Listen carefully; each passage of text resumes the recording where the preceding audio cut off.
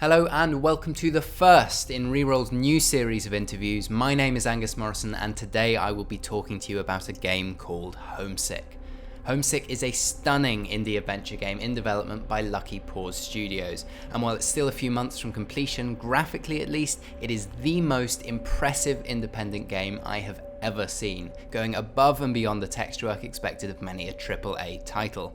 More than this though, in the past 6 months, Lucky Paws have smashed their Kickstarter goal, survived the Steam Greenlight process, and are building a loyal following, all as a two-person indie startup. And I am very pleased to say that creative director Barrett, Meeker and communications director Wyenn took the time to talk to Reroll a little more about Homesick and about some of the challenges they've faced as a first-time developer. Enjoy.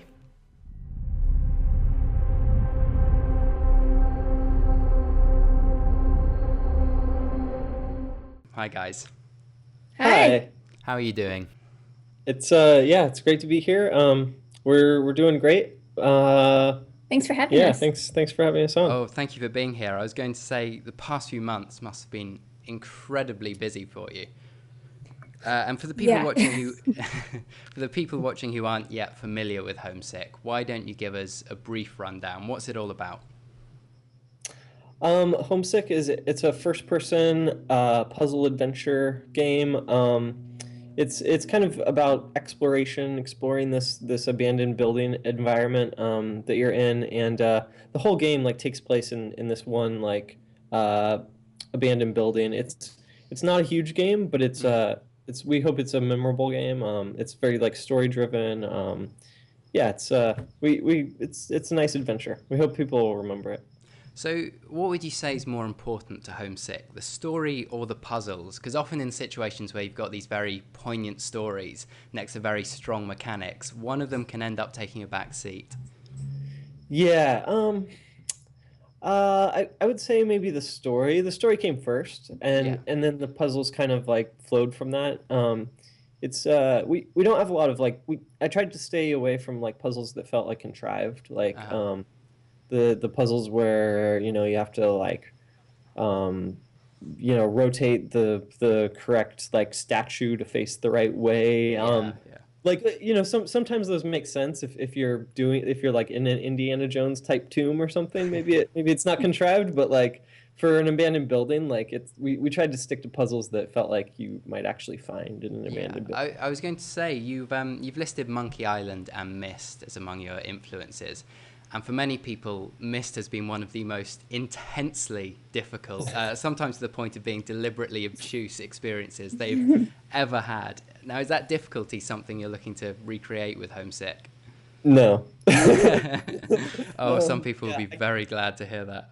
I actually I don't know if I even finished Myst. It was I'm not sure anyone's ever finished Myst.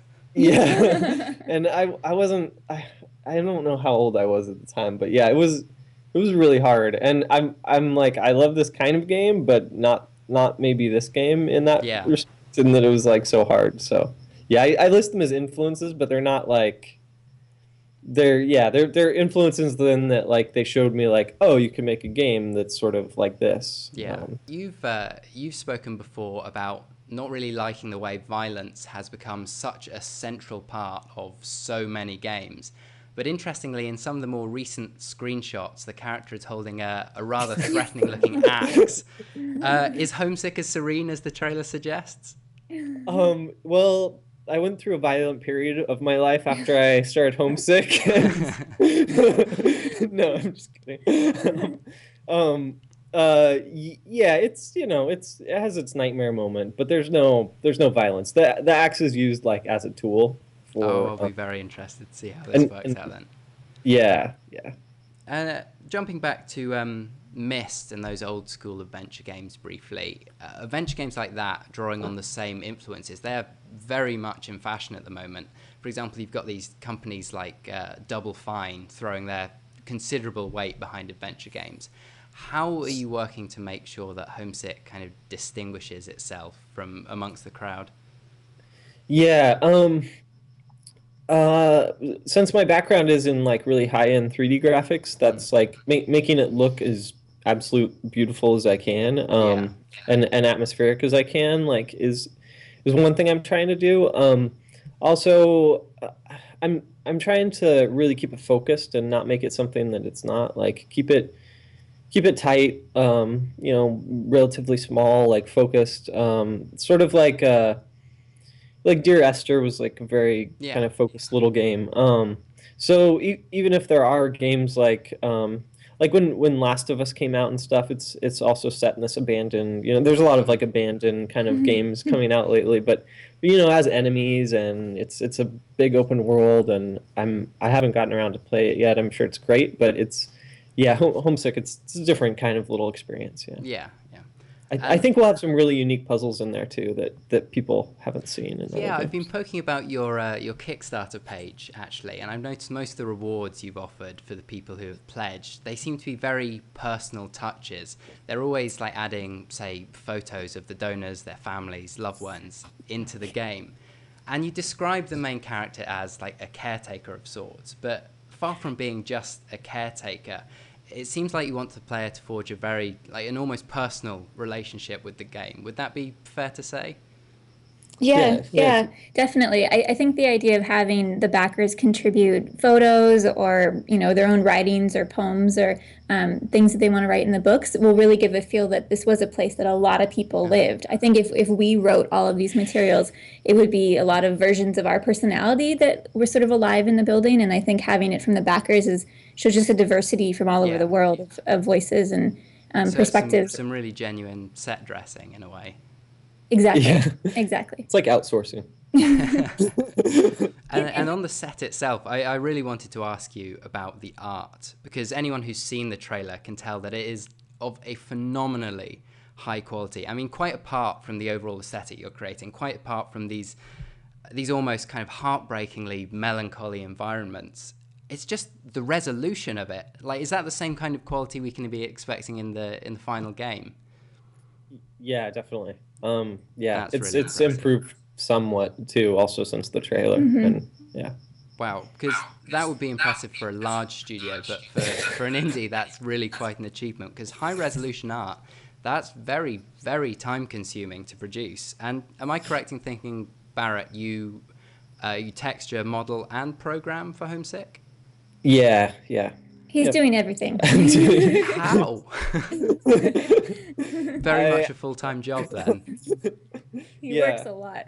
Yeah. I mean, I worked at a larger studio doing like high-end 3D art, and before that, I worked at Blur studio, like cinematics and stuff. So it was sort of my specialty, and it does take a while, but I don't think I can do it any other way. It must be tough keeping up the momentum, knowing that you've got all of that to get through yourself.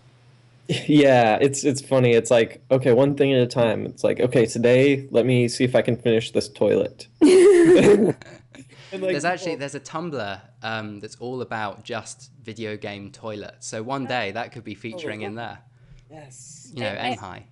I don't want to see that, because when Barrett's working on the bathroom sections of the apartment building, they're so realistically unappealing that I look forward to that then.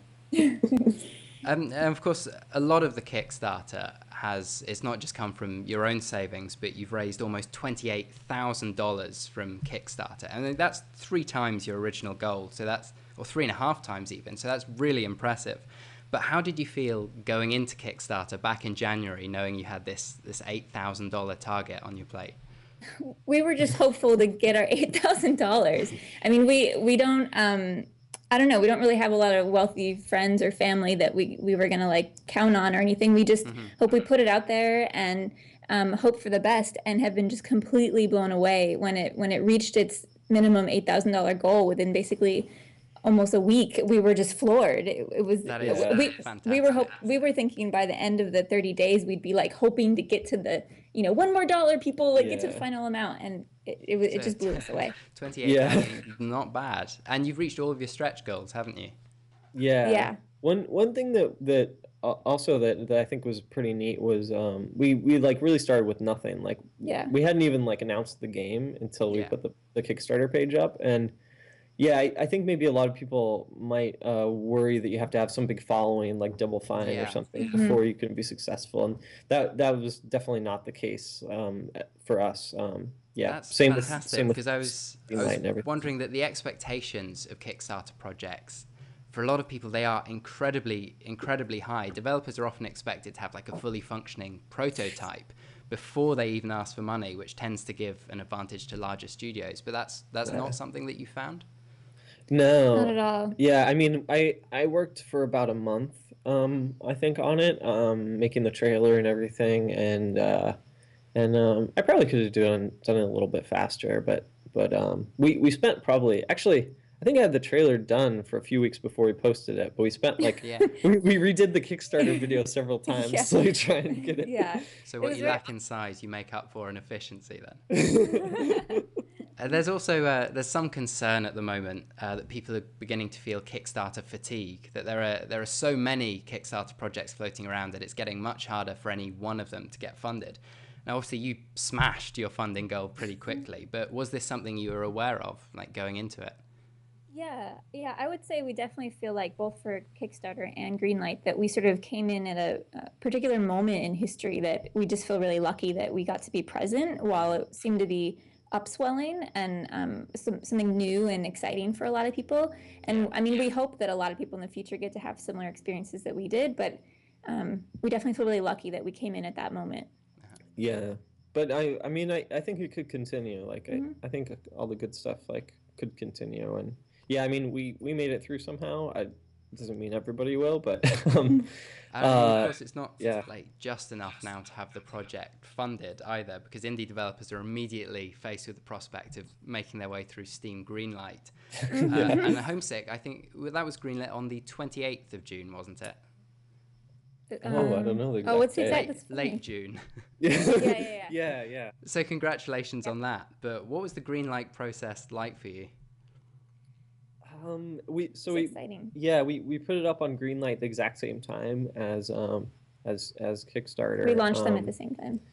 Yeah, and yeah, we didn't really know what we were doing, but we just like put it up there, and we looked at similar games like The Light that had gotten greenlit, and some other games, and we're like, like maybe we have enough to get greenlit. Let's try this, and it was a slow process, but yeah, it kept going up. Yeah, it and took months It was and months. exciting. Yeah, But it was 6 months. very Sorry, steady. It was just a very steady climb. You start out with nothing, and then we get a few comments and a few upvotes, and every day it just seemed to grow. Yeah, in a very steady way. I think one thing that's been really cool is like since it's just me working at home on my own on this game, like I don't have a lot of like coworker like feedback and stuff that I'm getting, and so it was really nice just to having all these like comments come in and like kind of felt like there has been some concern, I guess, that Valve's content curation on Steam is quite random at best, and even though Greenlight was set up to try and address that, it still sometimes selects for games which aren't necessarily high quality, but already have these really big followings. And how do you feel about that? I don't know. I feel like if a game has a really big following, it's probably for a reason. Like it appealed to all those people at some point. And so if it gets onto Greenlight because it has this really big following, I feel like that's a valid reason to get on personally. But yeah, I know a lot of people seem upset about that, and I've seen a lot of like posts on Steam and stuff, like people sort of imply that it takes like a lot of money or marketing or something to get on there, and like for us it really didn't. It didn't at all. Yeah, we didn't. We've done zero advertising. Yeah. Well, I'm almost ready to let you escape, but for everyone else who currently has their eye on the game, when do you think we might expect to see it hitting the store? Good question. Yeah, we're aiming for the end of the year, but yeah. Fingers Sorry, crossed. we miss it. Yeah. And where can we find you on the web? We have a website that's luckypaws.com. It's all one word, and it's paws, Pause. And we're also on Facebook and Twitter. Yeah. All over the place, basically. Yeah. Okay, well, Barrett, Meeker, and Morgan Wyenn of Lucky Paw Studios, it has been an absolute pleasure. Thank you for coming on and speaking to me, and best of luck with Homesick. Thank Cool. you. Thanks Thank you so much for having us on. This was great. Not a problem. Bye.